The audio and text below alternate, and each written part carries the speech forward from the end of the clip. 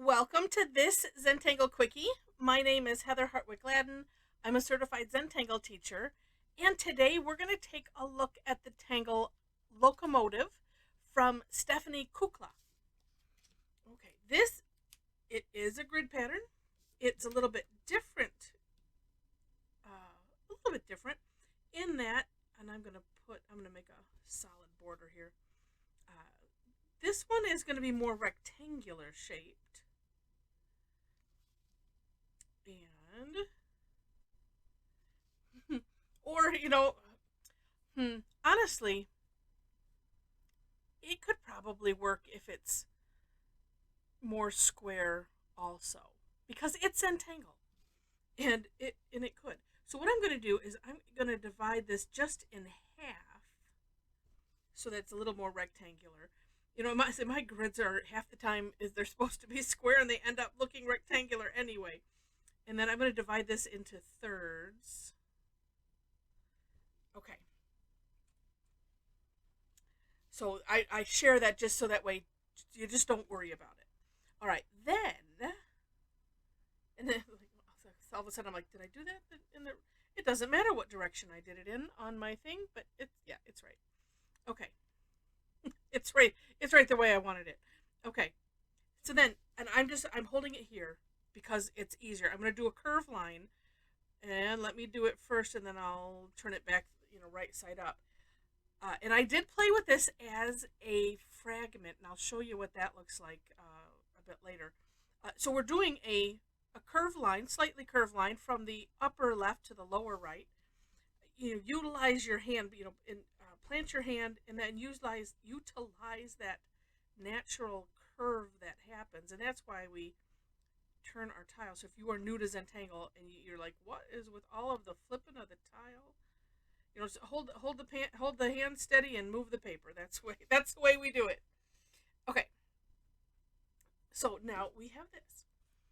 Next, and I'm turning it again because again we're gonna just draw a bunch of straight lines on the upper right sections, and I found I was thinking of it this way. The section that is a little bit smaller, so this is a little less than half, right? Because this is a curved line. This we're going to draw these little straight lines.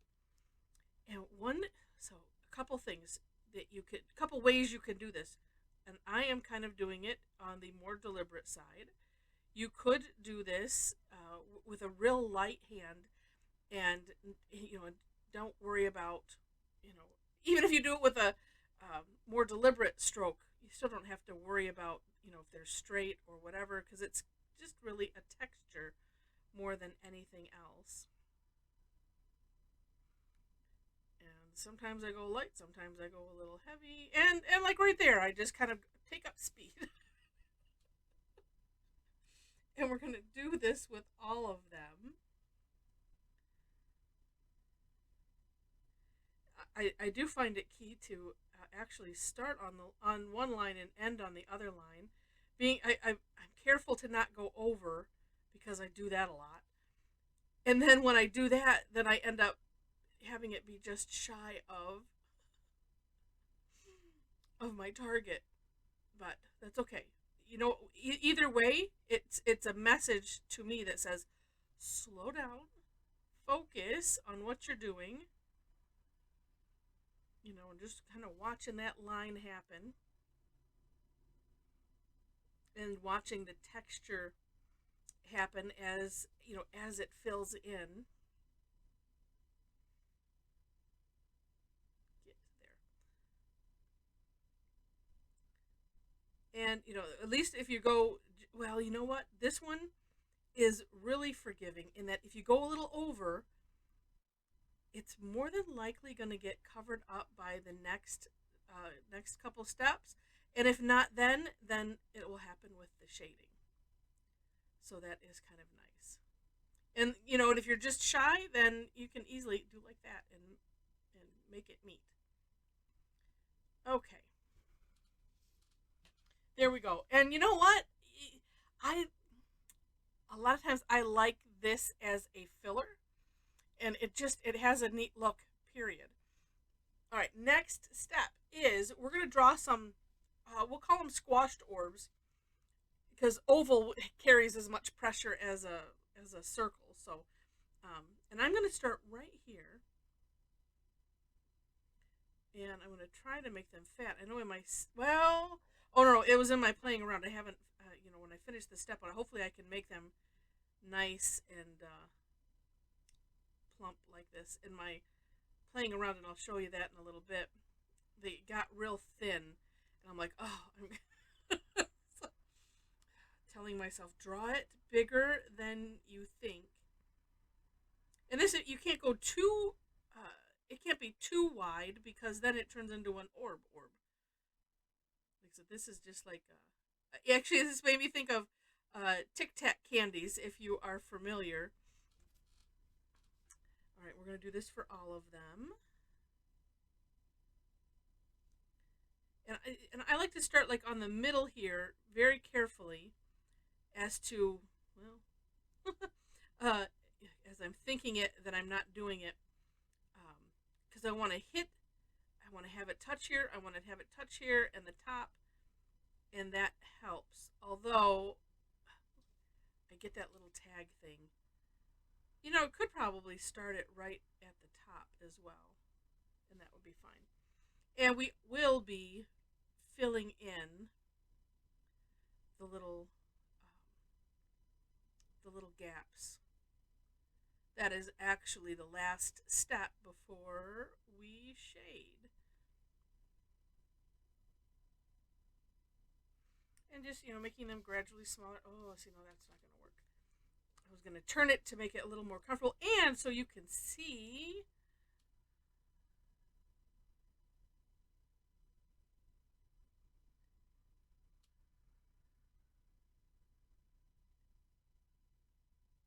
There we go. It's like focus, focus.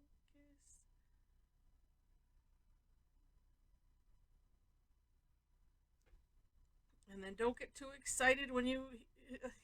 That's what I just felt like I did. I was like, oh, I'm done. And then my pen goes, and that's how I get. See how can, but at least I do it consistently. That's what we aim for. No matter whatever it is, make it consistent. It's all good. All right. And then we'll just fill these in. I personally like to do all of this and then fill in afterwards. I know there are some people that like to fill in as you go.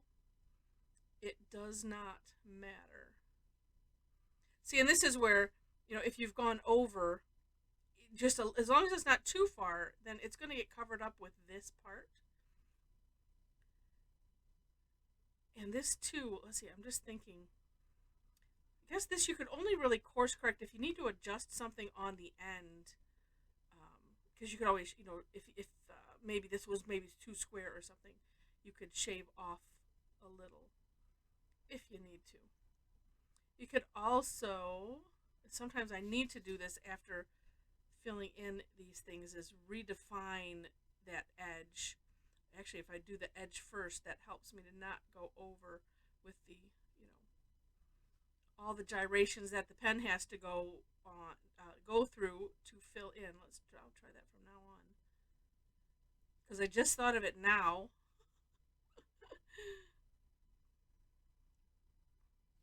Yep, that helps. That helps. And then I can see where like some of my orbs maybe went over a little bit, and that's where, same thing, you can always go back and redefine it, and that ends up thickening it up a little bit.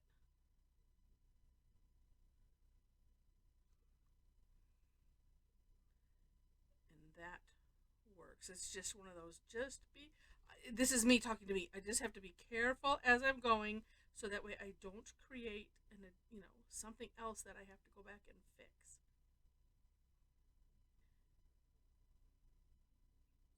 And while I'm doing this, why don't I mention, well, if you're tangling along, you can stop for a moment. If you're enjoying it, click the like button. I appreciate that. And this is stuff I usually do at the end, but occasionally it's nice to do it in the middle, because I think, I know if it was me, I would skip over it. It's like, oh, there she's going to talk about end stuff. I already know where everything is. All right. And that's perfectly all right. But if you haven't subscribed to the channel, I would love to have you be a subscriber.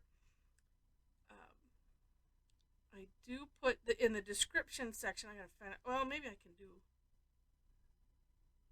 See, we can just go over like that, just slightly, and that kind of, at least it tones down that little mark there. And you know what? Shading could probably take care of it too. As I was going to say, in the description section, you will find links to the step outs, and I always do my own version, and then link to the creator of the Tangle, so you will find both of those there. You will also find ways to connect with me, so if you enjoy my goofy style, it doesn't stop here. It continues on into classes that I do. I do teach twice weekly, and most of them are free. Actually, Thursday my time zone, I do them 11 and 7 p.m. Those are free. I have one Tuesday that is also free. It's called Tough Tangle Tuesday, but you'll see that if you go to my website. You'll see the link in the menu for classes/sessions. I like to call them sessions, but it's a hard habit to get into. And let's see. Oh, also below that, if you happen to be on Facebook and want to connect there, I have a link to my page. And then if you want to hang out with a bunch of absolutely wonderful and a little bit crazy, but that good crazy, Tangle Addicts, we would love to have you join us on our private Facebook group.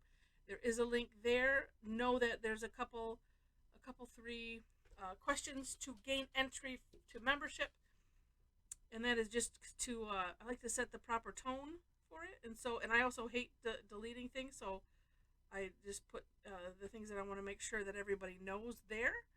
And as long as you're cool with it, we're cool, and we'd love to get to know you and have fun tangling with you.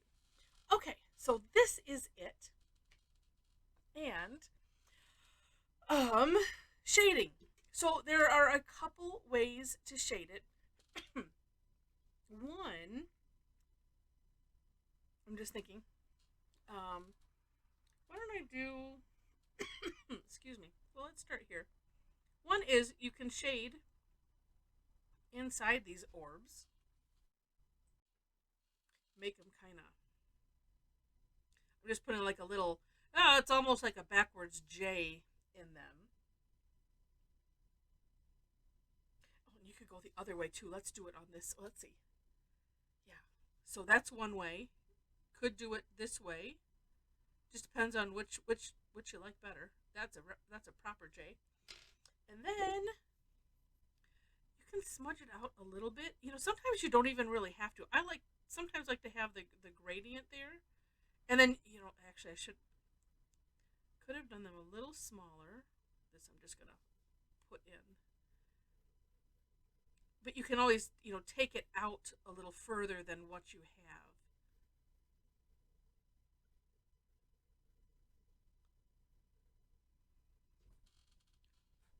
And that looks neat. It kind of emphasizes the stone. And then, let's see. 1, 2, 3, 4. Okay. And then, because I'm actually looking at what Stephanie did in hers, because she did it a couple ways, and I kind of like it.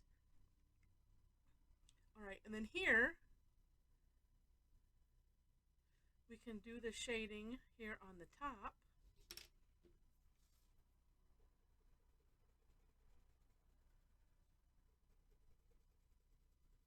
Bring it in that way. And isn't that neat? Could also, and you know what? Let's do. Well, no. I'm gonna for the most part copy what Stephanie did, because I think it's really neat. The other way is you could put it under that line.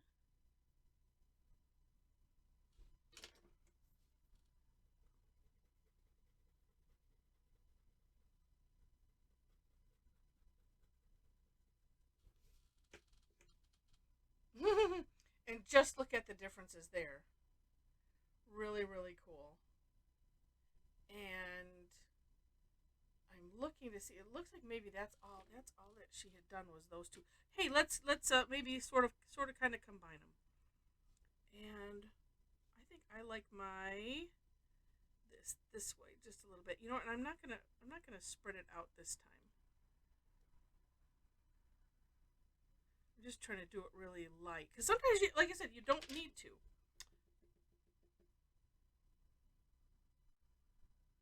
Let's do this. Let's put it right on the line. Spread it both ways.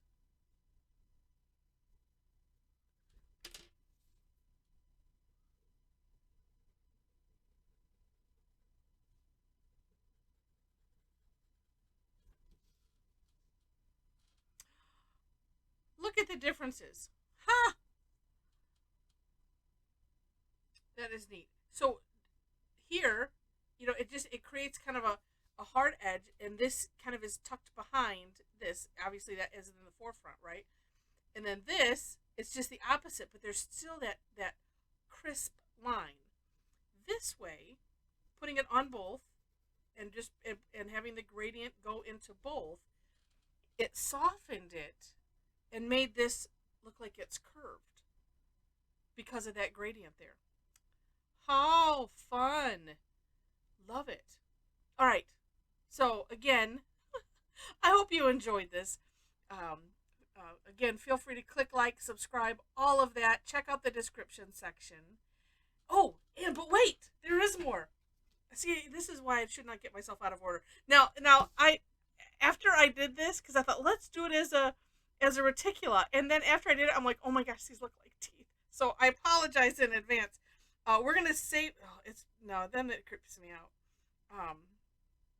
But I'm gonna show it anyway. You know what? I'll put it this way, so that way it doesn't look so much like teeth. But it does. I can't help it. And I don't like creepy things, so it's just like, yeah. There's other ways that we could play with this probably as a fragment, but I thought of it somewhat at the last minute, and I needed to get this done. But it's just really funny, so I had to share, and I hope you enjoy it. But like I said, using this as a fragment, let me just explain that. So if you don't know, if you've heard the term reticula and fragments, reticula is the grid. And Rick and Maria started searching for a term that described more than just, square grids, the traditional grids that we know. And they came up with the word reticula. It's in their Zentangle Primer Volume 1 book. So if you pick that up, they go into great detail with that. And then, talk more about the fragment idea. This is taking a tangle like this, and then you're just turning it. And so that's what I did, and this is what I ended up coming up with. So anyway, just to explain so you know. And with that, thanks so much for watching, and I wish you happy tangling.